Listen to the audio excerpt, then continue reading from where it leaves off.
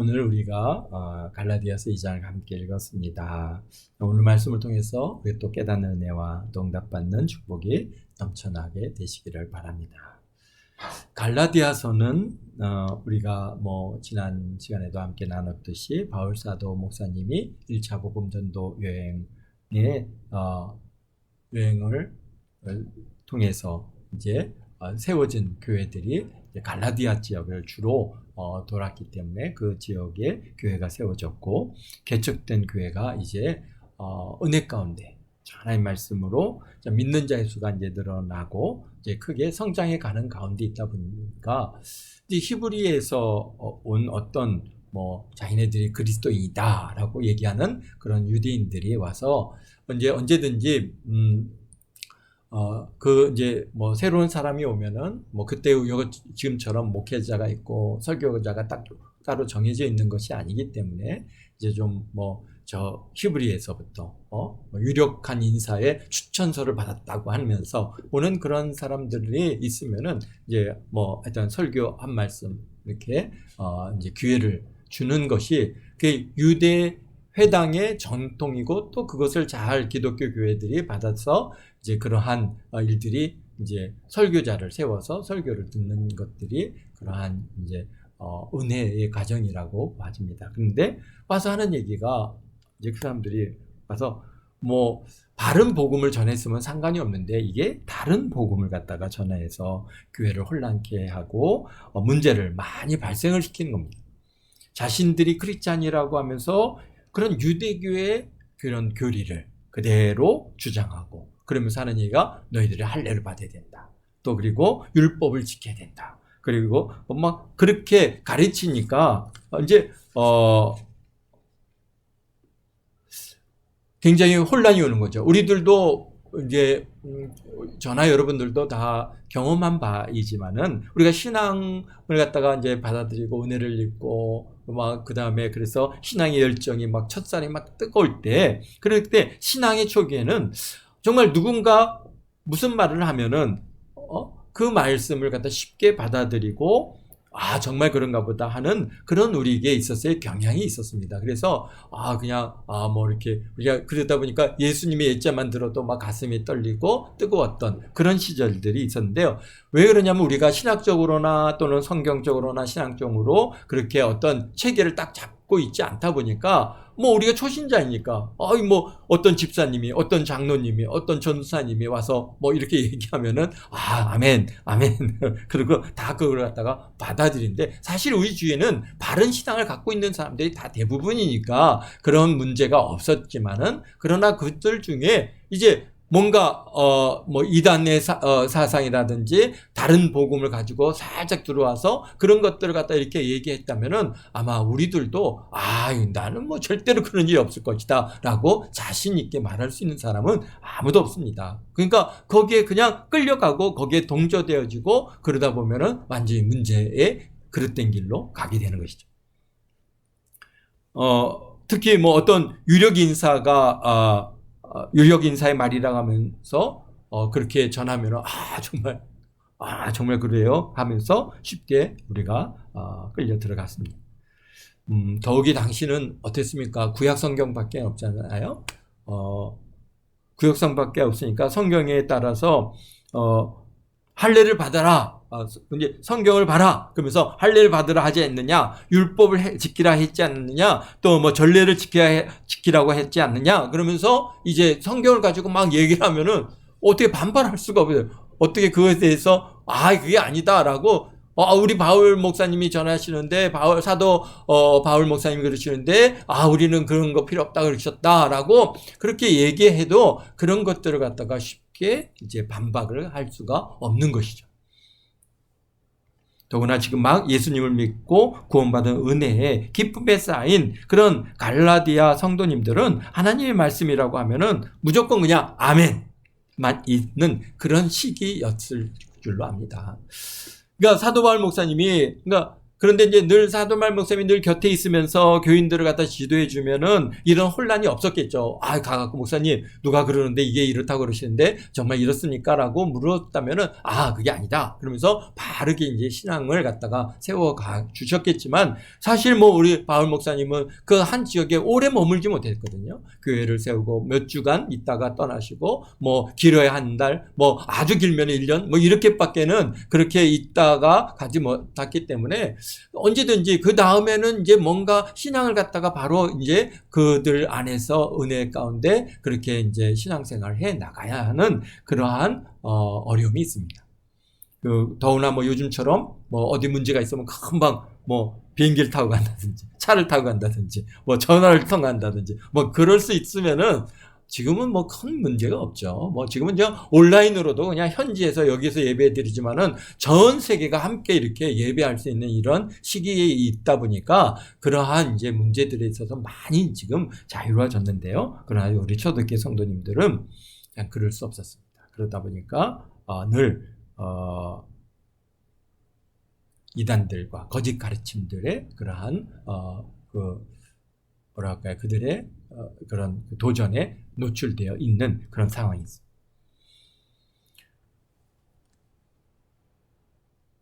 또 더욱이 이제 사도 바울 목사님도 예루살렘 교회의 지도자들과 교류가 있는 것이 아니라 본인은 예수님을 본인은 열심을 내어서 예수님께서 계시해 주신 복음을 전하고 있지만은 다른 사도들과 자신의 전하는 복음의 내용이 어떠한지, 사실 이게 다른 내용이 있진 않은지 이런 것들을 확인할 필요가 있었죠. 그래서 오늘 여기서 말씀하지 않습니까? 14년 후에 내가 바나바와 함께 디도를 데리고 다시 예루살렘으로 올라갔다. 14년 후는 얘기란 얘기는 이때가 이제 어땠다는 거예요? 지금 이제 예루살렘 총회를 열어서 이제 이방인들이 예수님을 믿고 그들이 이제 구원을 받았는데 이 이방인들에게 어떻게 할례나 율법이나 이런 것들을 갖다가 지키라고 명할 것이냐 안 할 것이냐라고 하는 문제로 이제 모인 것이죠. 그래서 이제 지금 그 문제를 가지고 바나바와 바울이 올라가서 이제 여기 보니까 계시를 따라 올라갔다라고 말씀하기, 그냥 올라간 게 아니라 주께서 올라가라 명하신 거지. 그러니까 내가 이방 가운데서 전파하는 복음을 그들에게 제시하되, 그러니까 지금 바울 사도가 지금 이방 교회 다니면서 이제 복음을 전한 이 내용을 누구에게, 바로 지금 예루살렘에 있는 사도들과 그 총회 앞에 이제 그것을 갖다가 내가 어떤 내용을 전한다.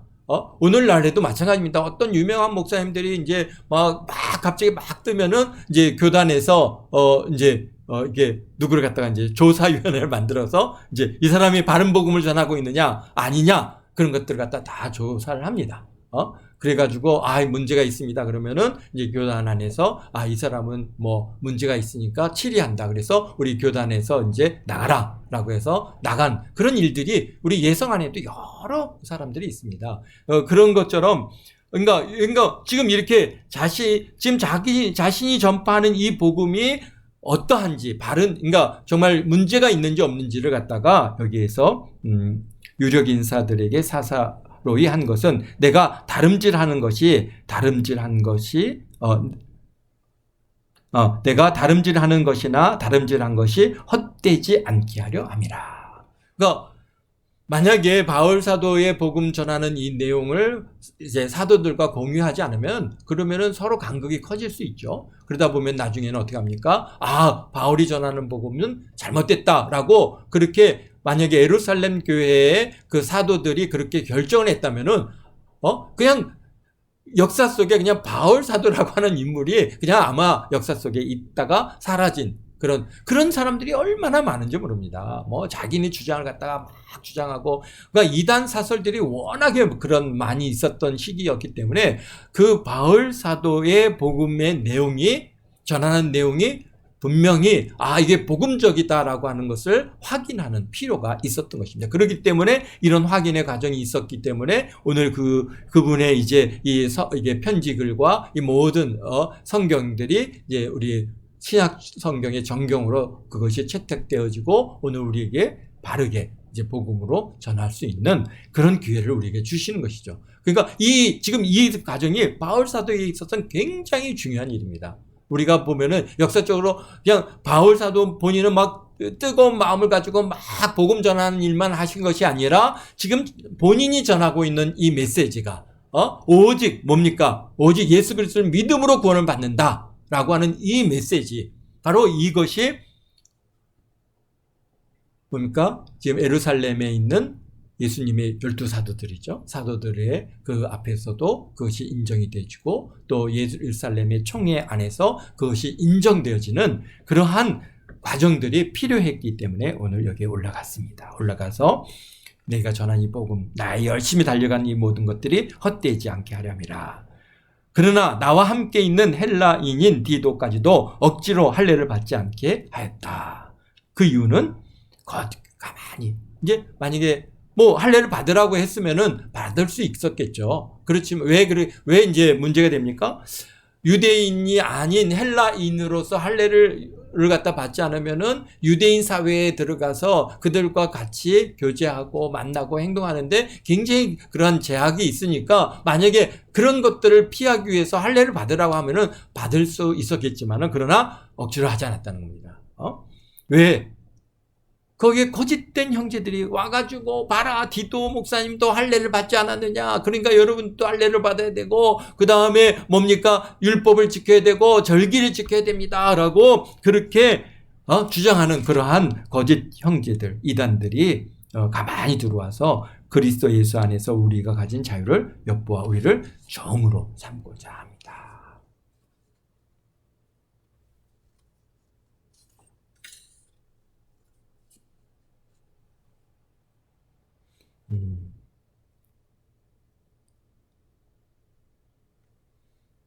그래서 보면은 그들이 우리가 한시도 복종하지, 5절입니다. 그들이 우리가 한시도 복종하지 아니하였으니 이는 복음의 진리가 항상 너희 가운데 있게 하름이라. 유력하다는 이들 중에 본래 어떤 이들인지 내게 상관이 없으며 하나님은 사람을 외모로 취하지 아니하시나니 저 유력한 이들이 내게 의무를 더해 준 것이 없고 도리어 그들은 내가 무할례자에게 복음을 전함을 맡은 것이 베드로가 할례자에게 맡음과 같은 것을 보았고. 그러니까 사실 이제 그 예루살렘에 올라가서 그 사도들을 만나면서 이제 그들이 하나님께서 우리 사도 바울을 갖다가 들어 쓰셔서 이방인들의 사도로, 이방인들의 전도자로 그렇게 마치 베드로를 할례 받은 자들의, 유대인들의 그런 전도자로 세우신 것 같이 그렇게 세우셨다라고 하는 것을 그들이 인정하게 됐다는 것입니다.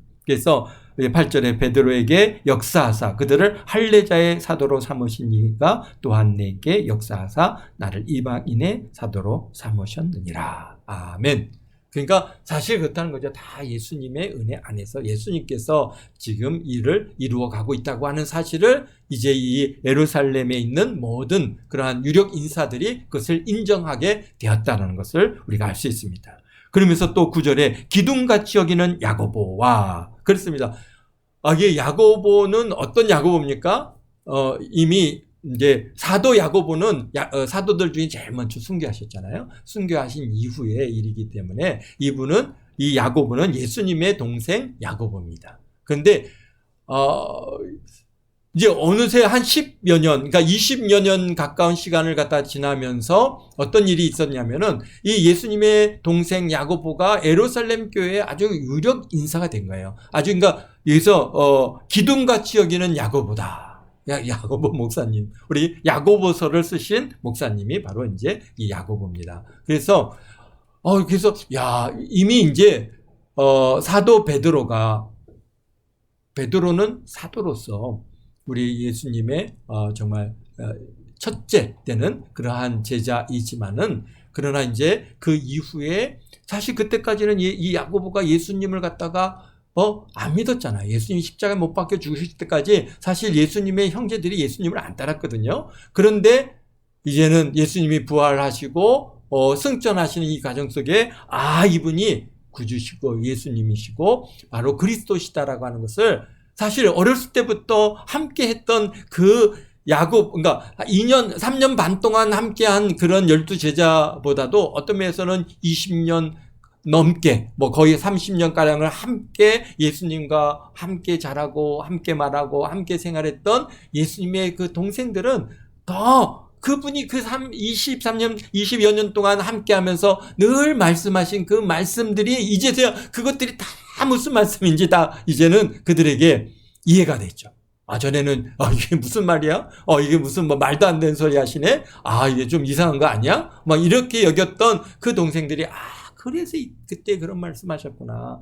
그거구나. 그러니까 사실 예수님에 대한 이해가 훨씬 더 높은 것이죠. 그러다 보니까 자연스럽게 이제 어떻게 합니까? 교회의 정말 기둥으로 야고보를 갖다가 여기고, 그렇죠? 그래서 예루살렘 교회가 아주 굳건히 서가는 그런 은혜로. 그렇지만은 베드로는 뭐로 삼으셨어요? 할례자의 전도자로, 할례자를 갖다가 할례자의 사도로서 삼으셨다고 하는 사실은 뭐 그들은 인정합니다. 그렇지만은 여기에 이제 기둥같이 여기는 야고보와 그 다음에 게바와 요한도 내게 주신 은혜를 알므로 나와 바나바에게 친교의 악수를 하였으니 이는 우리는 이방인에게로 그들은 할례자에게로 가게 하려 함이라. 다만 우리가 가난한 자들을 기억하도록 부탁하였으니 이것은 나도 본래부터 힘써 행하여 왔노라. 이게 그러니까 항상 예루살렘 교회가 사실 굉장히 막 성장을 하다가 그 다음에 스데반 집사의 그런 순교 이후에 교회에 핍박이 엄청나게 임하고 그래서 다 흩어지고 교회가 너무너무 어려워지고 또 예수 믿는 사람들이 뭐 주변으로부터 공격을 받고 뭐 직장에서 쫓겨나가고 그 다음에 무슨 뭐 공동체에서 쫓겨나가고 가족들에게서 쫓겨나가고 그래서 사실 그들이 유리하고 그 다음에 뭐 그냥 토굴에서 살고 숨어 다니고 이렇게 살다 보니까 뭐 금방 난민과 그 다음에 가난한 자로 그렇게 전락될 수밖에 없는 상황인 것이죠.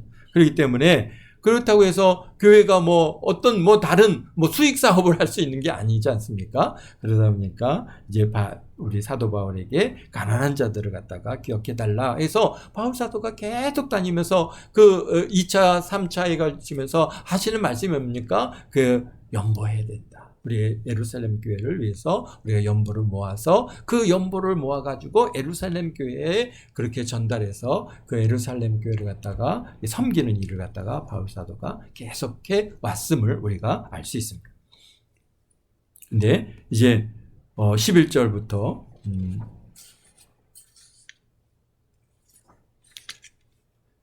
분위기가 좀 갑자기 바뀌었습니다. 11절에 게바가 안디옥에 이르렀을 때에 책망을 받을 일이 있기로 내가 그를 대면하여 책망하였노라.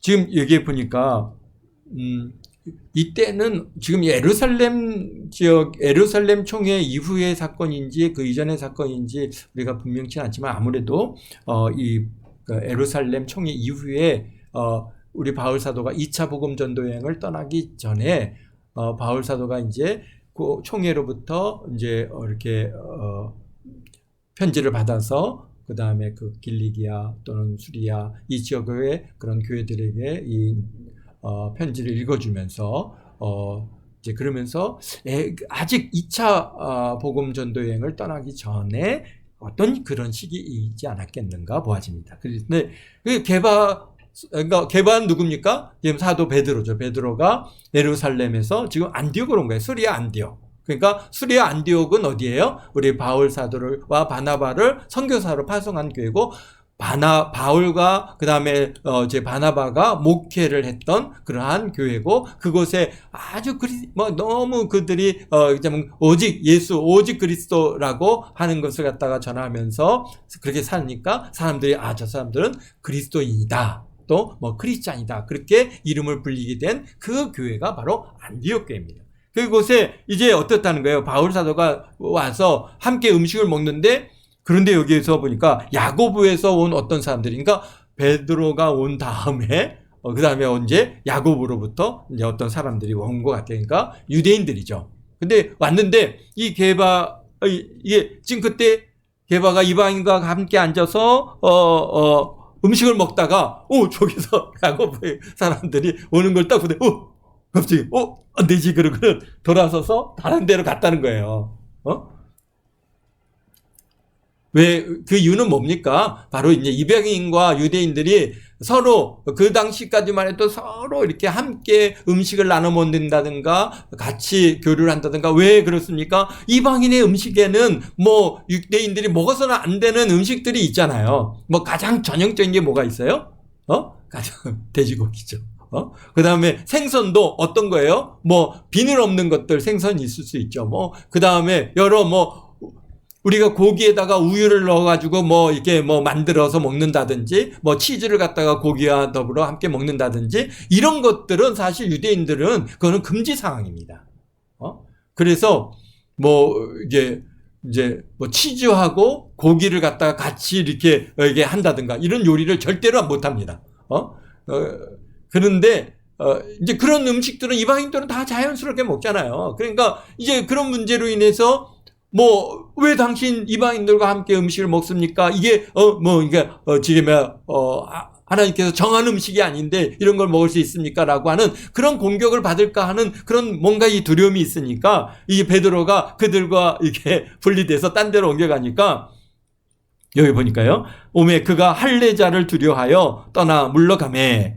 13절이면 남은 유대인들도 그와 같이 베드로가 가니까 베드로와 함께 쫓던 이제 같은 사람들도 유대인들인데 그들도 같이 베드로와 함께 또 물러갔고요. 심지어는 누구까지 갔다는 거예요? 바나바도 그들의 외식에 유혹되었느니라. 그래서요. 야, 우리 사도 우리 바울 목사님은 얼마나 아주 복음에 오직 복음, 오직 예수, 오직 하나님 말씀에서 벗어난 일에 대해서 아주 그분은 정말 뭐랄까요? 철두철미한 것이죠. 여기서 그러므로 나는 그들의 복음의 진리를 따라 바르게 행하지 아니함을 보고 모든 자 앞에서 개바이기를 돼. 바로 복음을 따르지 않는 거예요. 복음 안에서 다 형제 자매고 우리가 먹고 마시는 일이 그게 정하고 부정한 음식이었고 하나님께서 주신 것은 다 거룩하니 또 선한 것이니 너희들이 먹어도 된다라고 하시는 그러한 분명한 진리를 갖다가 알매도 따라서 사람들의 눈치를 보니까 외식하니까 지적을 한 거죠. 개바에게. 이르되 내가 유대인으로서 이방인을 따르고 유대인답게 살지 아니하면서 어찌하여 억지로 이방인을 유대인답게 살게 하려 하느냐. 그가 뭐예요? 아니 당신이 유대인이지만은 그러나 유대인 같이 살지 않는 거예요. 벌써 이제 베드로도 이미 유대인의 그러한 율법에서 자유로워진 것이죠. 그렇기 때문에 이방인들과 교류하고 이방인들과 함께 음식을 나누고 하다가 이제 유대인들 눈치를 봐서 이게 따라가니까 왜 그것이 이제 어떻다는 거예요. 그것이 그런 일들이 인해서 이방인들도 너희 같이 어떻게 합니까? 그러한 율법에 쫓아서 살아가게끔 그렇게 미혹하는 일이다. 그러니까 왜 유대인답게 살게 하려고 하느냐라고 그러면서 15절입니다. 우리는 본래 유대인이요 이방 죄인이 아니로되 사람이 의롭게 되는 것은 율법의 행위로 말미암이 아니요 오직 예수 그리스도를 믿음으로 말미암은 줄을 알므로 우리도 그리스도 예수를 믿나니 이는 우리가 율법의 행위로서가 아니고 그리스도를 믿음으로써 의롭다함을 얻으려 함이라. 율법의 행위로서는 의롭다함을 얻을 육체가 없느니라. 정말 주옥 같은 그 아주 진리의 말씀을 갖다가 복음을 갖다가 아주 그냥 여기서 명확하게 말씀해 주고 계십니다. 사람이 의롭게 되는 것은 율법의 행위로 말미암는 것이 아니고 오직 예수 그리스도를 믿음으로 말미암은 줄을 알므로 우리도 그리스도 예수를 믿나니 이는 우리가 율법의 행위로서가 아니요 그리스도를 믿음으로써 의롭다함을 얻으려 함이라. 아멘. 이 말씀이 이제 이게 사실 이제 갈라디아서 2장의 이 말씀은 사실 이제 1차 복음전도에서 2차 복음전도 여행을 떠나는 그 중간 사이에 이루어진 일이고 그 당시에 이 편지가 그러니까 이 사건이 이제 그 사이죠. 왜냐면은 바울과 바나바가 그 위에 어떻게 됐습니까? 마가를 데리고 가느냐 마느냐 문제로 서로 힘이 다퉜다가 갈라졌거든요. 근데 지금은 함께 있어요. 그러니까 아직 그런 갈라서기 전의 일의 사건이라고 하는 것을 우리가 여기서 알 수 있는 것이죠. 그런데 이제 바울 사도가 지금 이렇게 한 절로 딱 이렇게 말씀하고 계시지만 이 말씀을 갖다가 이제는 어디 가서 이제 2차 3차 복음 전도행을 마치고 이제 마지막 편지, 그 복음 전도행에서 쓰신 마지막 편지가 로마서거든요. 로마서에서 그 고린도에서 3차 복음 전도의 마지막을 이제 고린도에서 이제 예루살렘으로 돌아가기 전에 이제 로마서를 기록해서 주셨는데, 로마서에는 이것이 좀 더 구체적으로 우리에게 이제 정리가 돼서 우리 바울 사도가 말씀해 주고 계신데요. 우리 한번 로마서 3장을 같이 보겠습니다. 그 바울 사도의 뭡니까? 오직 믿음으로 구원을 받는다. 오직 예수 그리스도 믿음으로 구원을 받는다고 하는 이 말씀을 이제 점점 더 구체화되고 더 이제는 그것이 이제 완전히 체계화되어지는 그 과정 속에서 로마서를 갖다가 기록하고 계신데, 로마서 3장 20절부터 보면은, 그러므로 율법의 행위로 그의 앞에 의롭다함을 얻을 육체가 없느하니 율법으로는 죄를 깨달음이니라. 그렇습니다. 율법을 주신 것은 죄를 깨닫게 하시기 위해서 주신 것이지. 근데 율법이 없으면 우리가 죄인이라는 걸 모르잖아요.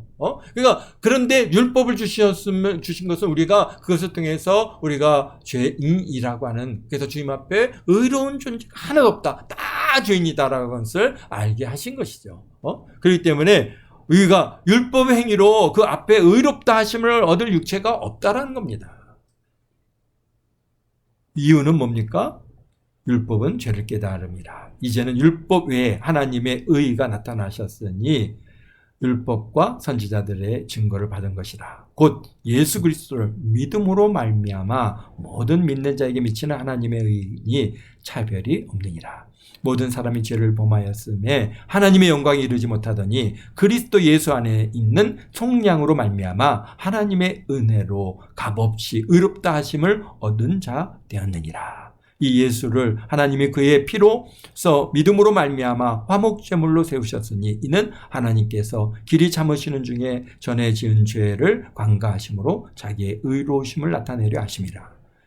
곧 이때 자기의 의로우심을 나타내사 자기도 의로우시며 또한 예수 믿는 자를 의롭게 하려 하심이라.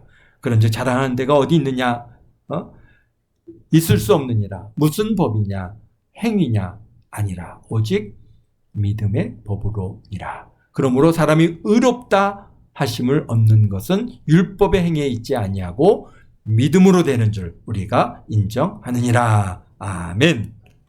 그렇습니다. 오직 믿음으로 우리가 구원이라고 하는, 또 의롭게 되는 것이라고 하는 것은 오직 예수 그리스도를 믿음으로 우리에게 그 하나님의 은혜로 하나님의 의가 우리에게 입혀지고 우리가 거룩하게 되어지고 우리가 우리 예수님을 화목제물로 삼으시고 그래서 우리의 죄를 대속하셔서 우리를 갖다가 거룩하게 하시고 우리를 의롭게 하시는 것이지, 어떤 우리의 의로운 행위가 우리를 의롭게 되게 만드는 것이 아니다라고 하는 것을 이제 로마서에서 훨씬 더 구체적으로 그렇게 이제 집대성해서 우리에게 말씀해 주고 계십니다. 그래서 갈라디아서는 어떤 면에서는 그 분의 그러한 지금 로마서를 갖다 기록하기 위한 하나의 제기초 작업이 여기서 이루어진 것이죠. 그리고 그것이 로마서에서 훨씬 더 우리에게 분명하게 이제 집대성되어 우리에게 안겨주고 계십니다. 그렇습니다. 그래서 오늘 16절에 사람이 의롭게 되는 것은 율법의 행위로 말미암이 아니요 오직 예수 그리스도를 믿음으로 말미암은 줄 알므로 우리도 그리스도 예수를 믿나니 이는 우리가 율법의 행위로서가 아니고 그리스도를 믿음으로써 의롭다함을 얻으려 함이라. 율법의 행위로서는 의롭다함을 얻을 육체가 없느니라. 아멘. 우리는 그런데 늘 유혹을 받죠. 뭔가 우리가 뭔가 내 의를 갖다가 자랑할 때가 있습니다. 나는 이렇게 했는데, 나는 뭘 했는데, 나는 무슨 의를 행하고 우리가 이렇게 했는데, 우리가 그런 걸로 우리를 자랑한들 그것이 나를 갖다가 구원하는 일도 아니고, 또 그것이 우리를 의롭게 하는 것이 아니라 오직 우리가 자랑할 수 있는 것은 유일하게 예수 그리스도 그분의 보혈의 피를 우리가 자랑해야 되는 줄 믿습니다. 우리가 그 예수님을 믿음으로 구원을 받는 것이죠. 여러분들이 지난 주일날 오후 예배에 그렇게 전도 훈련을 받을 때도 오직 그 주제는 바로 예수님, 예수 그리스도의 보혈. 우리는 다 지옥 갈 수밖에 없는 그런 우리들인데 우리가 예수님의 십자가의 보혈의 피로 우리가 죄사함을 받고 그래서 우리 예수 그리스도를 믿음으로 우리가 의롭게 되고 하나님의 자녀 되고 천국 간다라는 그런 아주 명쾌한 그러한 복음 제시를 여러분들이 할 수 있게 된 것이고 여러분들도 참 내가 뭔가 우리는 내가 이렇게 하다가 지옥 가는 거 아닌가? 물론 성경 여러 곳에서 우리 하나님 우리 예수님을 갖다가 부인하고 예수님을 갖다가 또 지금 형격하게 십자가에 못 박고 막 이렇게 된다면은 참 그게 다시 회개할 기회를 주지 않는다라고 하시는 말씀이 분명히 있습니다. 그렇기 때문에 우리의 참 이 구원받은 우리들의 삶도 계속해서 우리 예수님께 딱 붙어 있어야 된다고 하는 이 사실은 그는 부인할 수 없는 일이지만 그러나 분명한 것은 뭡니까? 우리가 의롭게 되고 우리가 하나님의 자녀 되고 참 우리가 참 이렇게 천국에 가는 그 길을 열어주신 것은 오직 예수 그리스도의 그 보혈의 피로 오직 예수 그리스도로 말미암아 우리가 그분을 믿음으로 말미암아 우리가 의롭게 된다고 하는 이 사실을 우리가 우리 삶의 바닥에 딱 깔아놔야 되는 거예요. 기초를 딱 닫아놔야 돼요. 그래야 그 위에 이제 여러 가지 꽃들을 갖다가 또 아름다운 집들을 지어 가겠죠. 근데 이 바닥이 바르지 못하면은 어떻다는 거예요? 그러면 내 의를 세우는 거죠, 여기다가. 내가 행한 일들. 그래서 이제 나이가 들수록 굉장히 조심스럽습니다. 우리 이제 주변에 유명하다 하시는 목사님들 이제 은퇴하시고 지금 벌써 이제 90 가까이 되신 목사님들을 이제 만나서 이제 기회가 있으면 목사님 이렇게 대접을 갖다 할 기회가 있는데 근데 참 조심스러운 게요. 그게 보니까 뭐냐면요. 내가 말이야. 이만한 일을 했다. 내가 교단을 갖다 이만한 일을 했다. 참 그런 것들이 막 어떤 때는 1시간 내내 듣고 있어야 돼요. 아이 목사님 그러셨어요. 아이 잘하셨어요. 예, 참 수고하셨네요. 그렇게 이제 옆에서 그분의 그런 수고, 물론 그분의 수고를 갖다 우리가 무시할 수 없습니다. 우리 예성이라고 하는 또 우리 안양 지역에 이렇게 우리 예성 교단이 또 성결대학교가 저렇게 세워지는 이런 과정들은 분명히 그 목사님의 수고와 헌신들이 있었다고 하는 사실을 부인하고자 하는 것이 아니라 근데 참 서운한 참 마음에 참 그 큰 부담으로 오는 것들은 근데 이게 내가 한 거 아니야. 예수님께서 하셨어. 예수님께서 참 그래서 그 말씀을 갖다 밑에 탁 깔아 주셨으면은 정말 할렐루야 너무 훌륭하시고 정말 존경할 목사님이시다라고 하는 것을 우리가 참 인정하게 될 텐데 참 그게 항상 그분과 이렇게 시간이 있을 때마다 만나서 대화할 때마다 어느 한 목사님은 그냥 오직 예수님만 지금 이제 87세 8세 넘어가시는 우리 목사님 지금 8세예요. 88세 되시는 우리 목사님 한 분은 정말 어린아이처럼 다 예수님이 하셨지. 예수님만 높여드리는 반면에 또 한 분은 또 완전히 반대세요. 그러니까 우리가 주님 앞에 가봐야 할 일이지만은 그러나 우리 기초는 분명히 예수님의 그런 구원의 은혜 기초를 두고 그 위에 우리가 아름다운 우리가 믿음의 집들을 지어 가시는 것이죠. 여러분들의 아름다운 상급을 쌓고 또 거기에 다 아름다운 상급을 쌓아가는 건데 우리가 나이가 들어도 또 여러분들 이제 다 앞으로 이제 큰 일들을 행하시고 큰 것들을 갖다가 이루어 가실 텐데 그런데 그때 가서 내가 이걸 행했지 내가 이걸 갖다 이렇게 자랑하지 마시고 다 예수님의 은혜다. 예수님께서 예수님의 그러한 그 대속의 은혜로 말미암아 내가 이렇게 하나님의 귀한 자녀 되었고 그래서 내가 참 하나님께서 은혜 주셔서 이 일을 감당했지 내가 한 거 아닙니다 라고 하는 그런 고백이 여러분들에게 있게 되어지기를 바랍니다. 오늘 사도 바울도 매일 그 얘기를 하시는 거잖아요. 나는 어떻다는 거예요. 나는 정말 벌레 같은 존재고, 나는 세상에 정말 이 배설물 같은 존재고, 내가 아는 거, 내가 세상에 갖고 있는 지혜 이런 것들, 예수님을 갖다가 드러내놓고 예수님을 알리고 예수님을 이해하고 예수님을 만나는데 방해가 된다면 나 이거 다 분독같이 버린다. 나 이거 아무것도 아니다. 오직 예수님, 오직 예수님의 십자가 보혈, 바로 그것만을 갖다가 내가 붙든다라고 우리 사도 바울 목사님의 이 이제 편지 성경을 읽어보면은 그분의 마음이 분명하게 그렇게 드러나 있는 것들을 여러분들이 보게 될 겁니다. 바로 우리가 그런 것들을 배워야 되죠. 여러분들이 참 우리가 이 땅에서 주를 위해서 하는 여러분들의 많은 헌신들이 있습니다. 그래서 오늘 20절에 이렇게 고백하고 있지 않습니까? 내가 그리스도와 함께 십자가에 못 박혔느니, 십자가에 못 박혔으면 죽은 거죠. 우리는, 그러니까 사도 바울 본인은 그렇다는 겁니다. 내가 그리스도와 함께 십자가에 못 박혔나니, 그런데 이제는 내가 산 거 아니고 오직 내 안에 그리스도께서 사신 것이라. 이제 내가 육체 가운데 사는 것은 나를 사랑하사 나를 위하여 자기 자신을 버리신 하나님의 아들을 믿는 믿음 안에서 사는 것이다.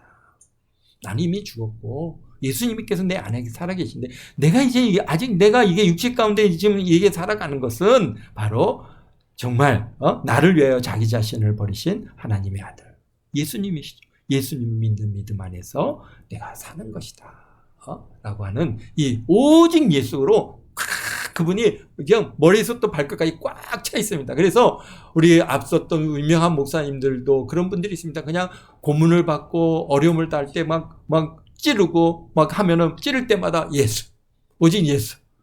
그래서 너는 왜 예수밖에 말하지 않냐?